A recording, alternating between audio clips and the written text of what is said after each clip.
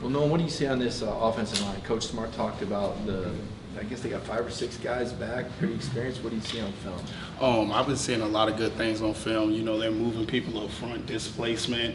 They pick up schemes and twist games really well, and also, you know, a lot of team identities. They run the ball hard and run counter, and that's something that we're looking forward to. And they also do it very well. So You mentioned counter. Does that require another level of discipline for you to not just chase, or is that like misdirection? Well, it's also misdirection, and we know a lot about Bo Nix for over the years of playing him, and he's an amazing athlete, and you know he brings that element with his feet and also his arms. So, you know, a lot of guys we're prepared to surf and we're prepared to play discipline, like you said. Nolan, what's the impact of having Dan Lanning on the other sideline going up against you guys? I just think, I don't think too much of it. You know, he coached me for 3 years, and he's an amazing coach, and I know he's going to have those guys fired up and ready to play Georgia.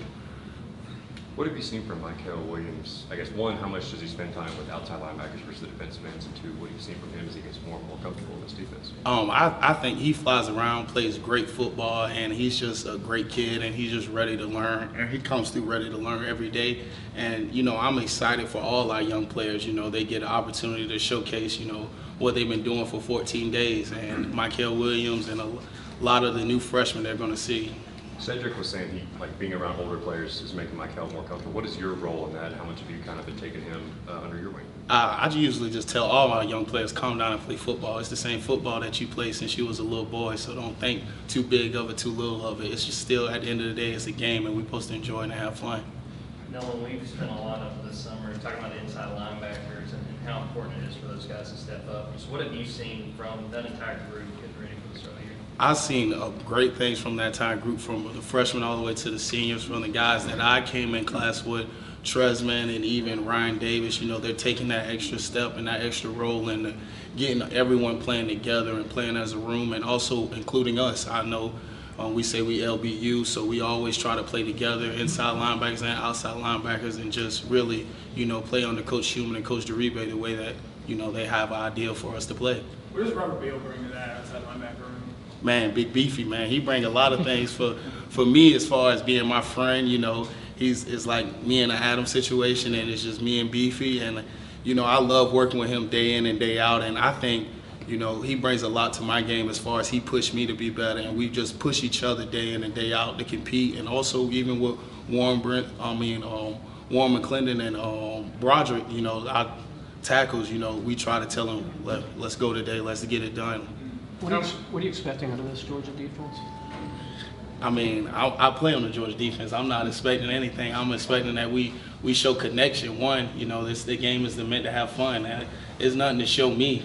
I'm just a player, and I just want to have fun with my guys and all 11 guys playing the same call. 11 hats to the football, us swarming and flying, and connection. That's the only thing that I can control. Are y'all sort of motivated or pushed, though, with all the guys you lost and people expecting the defense to drop off a bit? Obviously, I'm sure you guys don't see it that way. No. I mean, you can look at it. I've been a Georgia fan all my life, and that's one thing that's been great around here is Georgia defense. So I'm 100% not worried about a drop-off. Again, like Coach Smart said, it's a standard. Just because we had a lot of guys leave last year, it's a standard of Georgia defense, and we play at a high level. What's different about this defense compared to this time last year? I'd say the only difference is that, guys are still trying to, figure things out, because we still do have a lot of young players, but we have a lot of older guys that are telling them, like, you can lean on me, come to me, ask me questions, because, they just have certain questions because they haven't been there or seen those things. And it's not even that the physical or they're not capable. It's just they have questions and they're still learning. Playing next to a guy like Jalen Carter on the inside, what does that do for your game, especially knowing that he is such a game wrecker that he is? It takes my game to the next level, just because I know what I'm gonna get from JC every play, day in and day out. And a lot of people say it's that connection piece. I mean, I can shoot him a non-verbal. I can look at him and he know what I'm thinking about before we even snap the ball and we're on one page together. Nolan, what stands out to you about this Oregon offense you guys are going to be going? Man, they have a really great offensive line. That's going to be the challenge for us. That's the best part of their group, and we identified that. And like I said, they run counter very well. They can run a lot of zone plays and a lot of zone stretches very well. So I'm very excited about that and ready to, go against their offensive line. With all the veterans y'all lost from last year, is there a little different dynamic this fall in terms of older guys bringing younger guys along, whereas last year there was kind of experience at every position? No, I wouldn't say that. I'll just say, like I said earlier, you know, a lot of the young guys just have questions that they have to ask. They never seen certain formations or certain things like that, and it's just typical. I mean, high school football, you know, they're not doing Husky, they're not doing Trojan, they're not doing Unbalanced all the way over there where they're from. So it's just learning those little things, and I mean, they're picking up really quick and they're being really attentive, showing up to extra meetings and stuff like that. Will the defense look any different to most people since you obviously lost so many players? Different numbers. Different numbers? Different people in different spots with different numbers. That's all I'm gonna say. Plug and play, basically. Like I said, you know, Georgia's defense, it's been, since I was a little boy watching Jarvis Jones playing, it's always been like a high level of which Georgia defense play. People came to see Georgia defense, you know. Offense sell tickets, defense win games, and that's the ultimate reason why I came here. I want to play for a great defense that was known all over. Hey Nolan, how different do you expect Bo Nix to look? I mean, is there any differences you think that you'll see from him compared to at Auburn? And how are you guys preparing for him a little differently maybe? Well, I'll say the difference that he's in also a new scheme.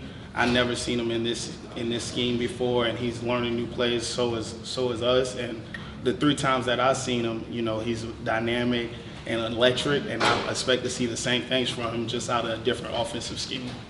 Having matched up against Georgia's tight ends in practice a bunch, how important are those guys, Brock Bowers, Jonah Washington, or what you guys want to do offensively and be as a team this year? Man, it's a 3-headed monster. I mean, you go from a read, covering a read, then you got to go fight Darnell down there in the box, but also Darnell, they'll shift out. And I mean, I just say Coach Monken is having a field day just because, man, they do all type of things with our tight ends, and they're all really good.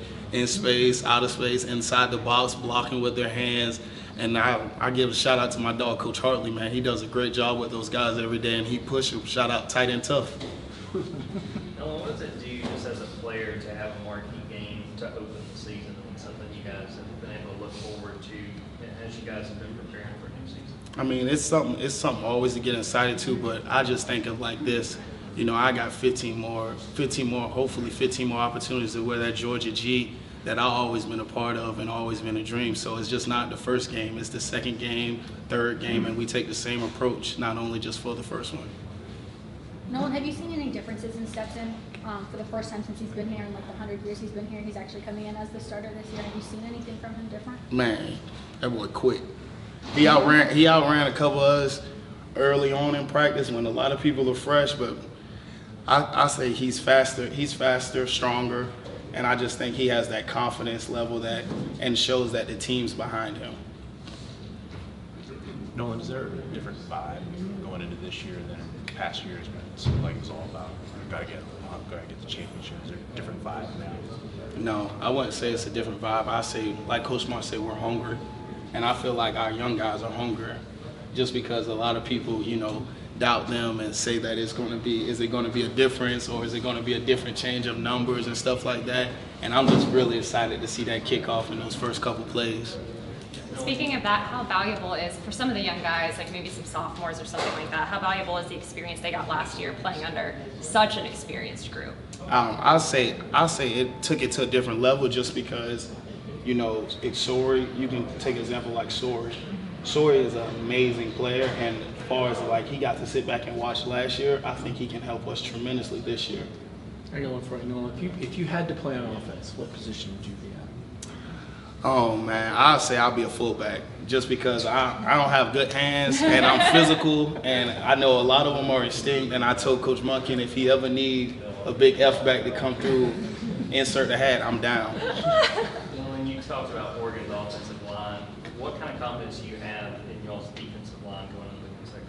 Well, I'll say our defensive line has also a lot of experiences, and Coach Scott just prepares us every day. You know, I work with a little bit of both, and I just feel like the preparation that we have every day, the keys and stuff, and obviously we know that's the strength of our team, and we're happy to accept that challenge.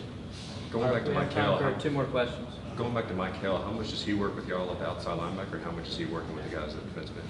I mean, you know, he's going to play the role of, I think, Trayvon Walker, just to me, just from seeing him, and he's a spitting image of Trayvon Walker. I tell people that all the time. His arms are long, he moves just as fast, and he's a great athlete. So I think as far as people worrying about him doing both, I think that's what he likes to do, and he can play linebacker, stand up, and he can play also hand down.